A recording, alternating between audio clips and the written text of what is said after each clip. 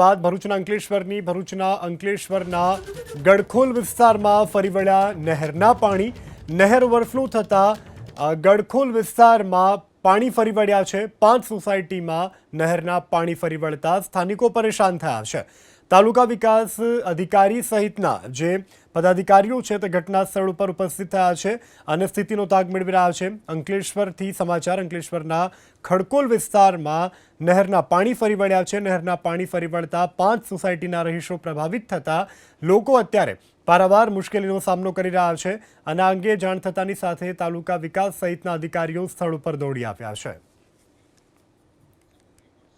હવામાન વિભાગની આગાહીના અન્વયે ભરૂચના અંકલેશ્વરમાં લાંબા વિરામ બાદ વરસાદ પડ્યો છે.